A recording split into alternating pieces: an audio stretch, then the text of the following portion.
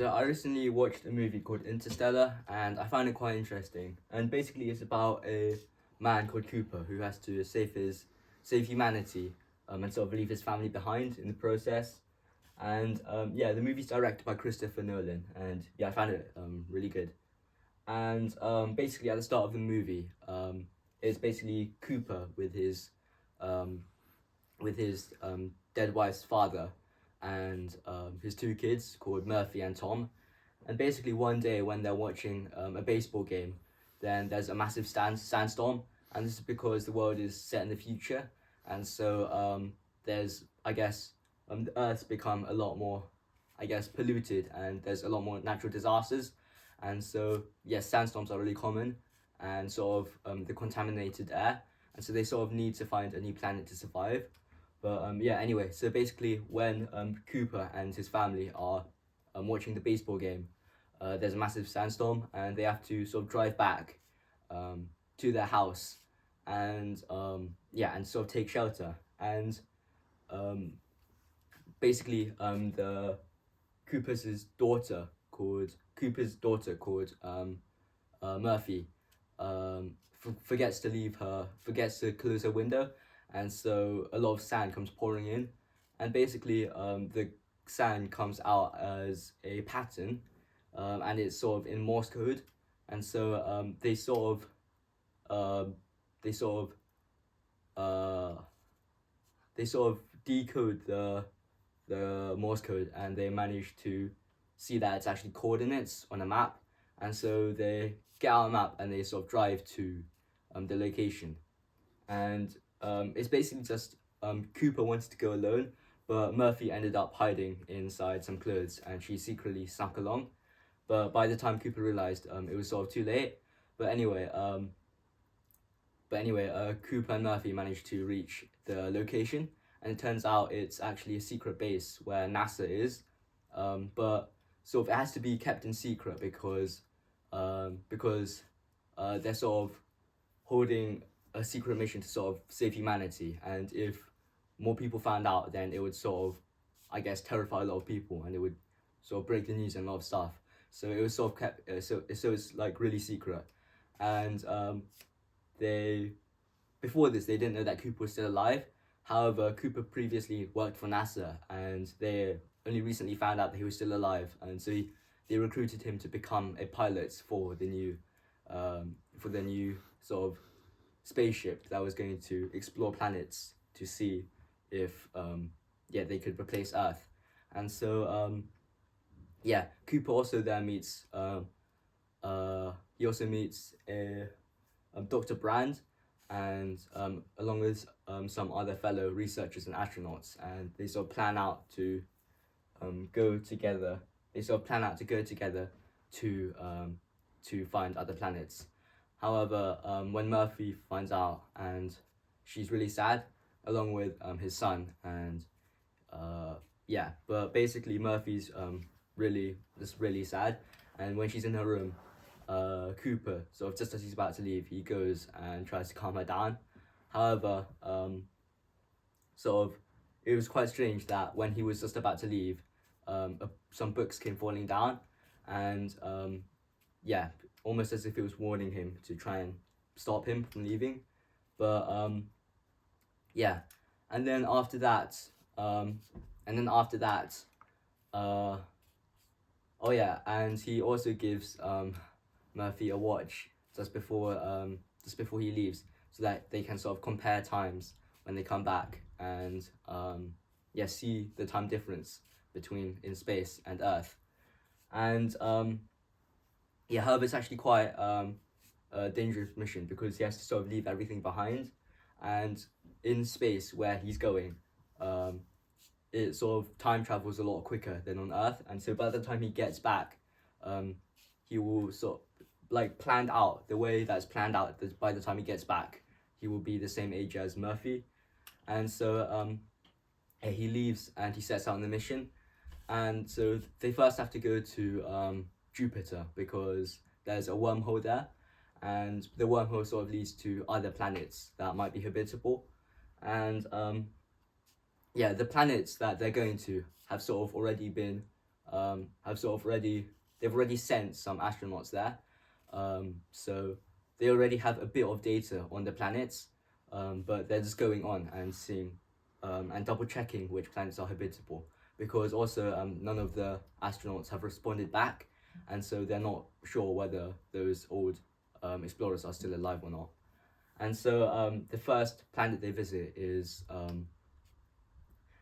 actually a planet that's full of water, and so um, yeah, and basically it's quite, and in the planet time sort of goes a lot faster than on Earth, so they have to try and make it as quick as possible, but basically yeah, when they sort of arrive on the ship, they sort of start exploring, and basically the team consists of Cooper, Dr. Brand's daughter, also Romilly and Doyle, and basically yeah, they have to go and sort of retrieve the other astronauts' belongings and research, and so yeah, but the planet is actually full of water, and yeah, there's nothing really else actually, but yeah, so they go and try and retrieve it. However, just when Brand is just a few meters away uh, from the research materials, there's a massive wave, and they have to sort of hurry back. However, Brand won't leave the research materials behind, and so they sort of have to rush back, and they barely make it in time before before the wave crashes down, and that sort of gets into the spaceship system, and so you have to be stuck there for about 2 hours or so, and that sort of really drastically sort of that's like a big difference in time for from Earth to the planet. And so also Romilly, who's been waiting in the ship, he's aged about 20 years while they've been on that planet, and so it sort of shows, I guess, how dangerous and how I guess how much the time difference is between the two planets, and Doyle, who was trying to rescue Brand, also gets swept away by the waves, and yeah, so he's basically just left on the planet, and they can't really do anything about it. But then they go to the next planet, and they sort of have a debate between Dr. Man's planet and I think Dr. Wolf's planet. However, Brand sort of wants to go to Dr. Wolf's planet, but Cooper wants to go to Dr. Man's planet, because Cooper argues that Dr. Man's planet is, they actually have some data back from it, and they think Dr. Man's still alive, and also Dr. Man's data is a lot more promising. While Dr. Wolf's planet, they haven't gotten any signal from him, and so they don't know whether the planet's good or whether it's just forsaken, and so yeah, but Brand, just her argument is that sort of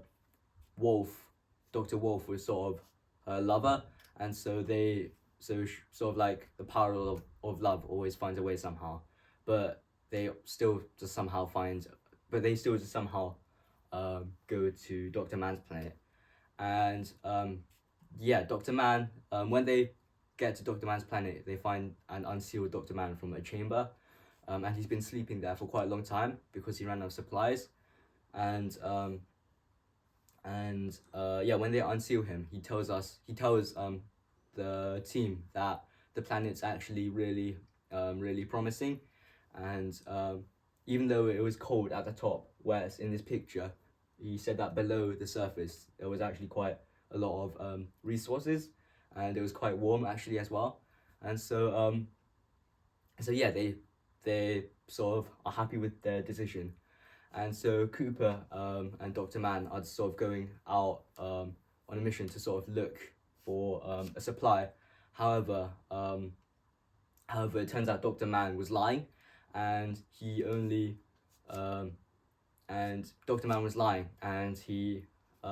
wanted them to have the spaceship so that they could return back to Earth. However, no, not so that they would return back to Earth, but so that they could sort of make a new civilization on so that it could sort of make a new civilization instead of trying to rescue the people back on Earth. And then that was also when they start realizing that Dr. Brand, who is sort of the scientist and leader of this, he never actually had a way to save the people on Earth, but it was actually all just sort of for them to carry the sort of human eggs and sort of try and save the human population on the ship. And they sort of were sent, and they were sort of sent on a sort of last hope mission to sort of repopulate humanity while the rest of humanity was just stuck there. And during this time, Murphy and everyone back on Earth has aged a lot, and Murphy sort of is trying to solve the equation, and Dr. Brand's died, and so back on this planet, basically, while Dr. Man betrayed Cooper, they're sort of having a fight, and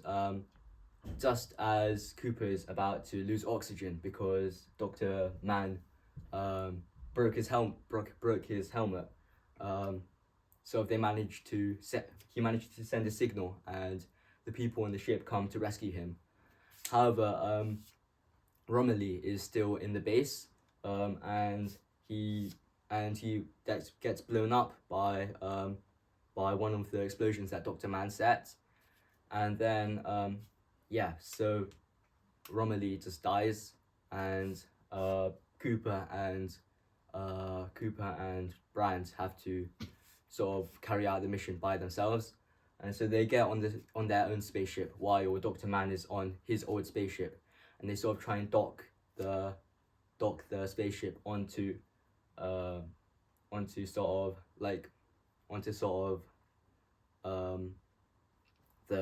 travel thing, and before they left, their robot assistant called Taz actually disabled his link feature on Dr. Man's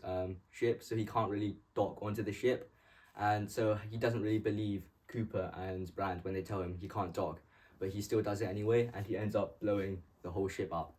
And basically, Cooper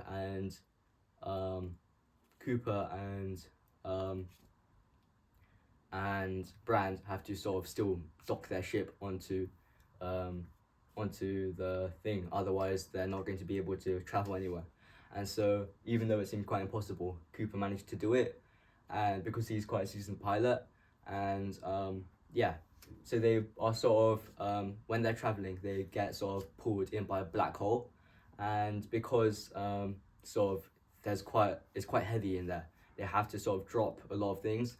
and so they have to drop Tars, which is one of the robots, and then eventually Cooper decides to sacrifice himself so that Brand can go and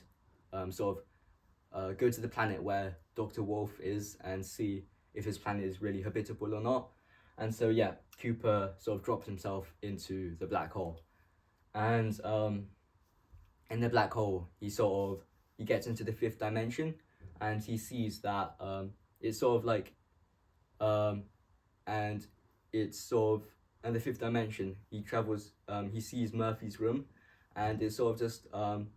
I guess it's sort of like a maze, sort of, where there's lots of memories stored in there, and so basically not really memories, but lots of things that happen stored in Murphy's room, and so Cooper just is sort of really struck by this because he feels like he shouldn't have left, and he thinks that he shouldn't have left Murphy and his family back at Earth, and so he tries to communicate to himself or to Murphy to tell him him in the past to not leave, and so the first thing he does is try and try and topple down some books so that Murphy will sort of notice him, but it won't work. So then he moves to another part, and he tries to sort of, and then he begins to realize that he has to sort of lay out the thing for Murphy to understand, and so um, he it turns out that he's actually the one who's behind all of the strange occurrences that were behind Earth, that were on Earth, and so he was the reason for the coordinates of the sand and telling them where the space station was, and he also was the reason that that that the books were falling down just as he was about to leave. As yeah, and so he realized that he has to send a message to the current Murphy so that she can sort of have the equation to save humanity, and so he does it through Morse code again, through his watch that he gave her, and so he sort of arranges the watch so that it sends the code to the equation of the of gravity, and basically Murphy at that time, so she's sort of in a time struggle because basically she just went to her brother's house, which was the old house that she stayed in as a child and where Cooper was, and so she was trying to get her brother and his family to leave because of the dust and because it was dangerous to stay there, and so she sets the his crops on fire because he's a farmer, and to try and get him to leave, and so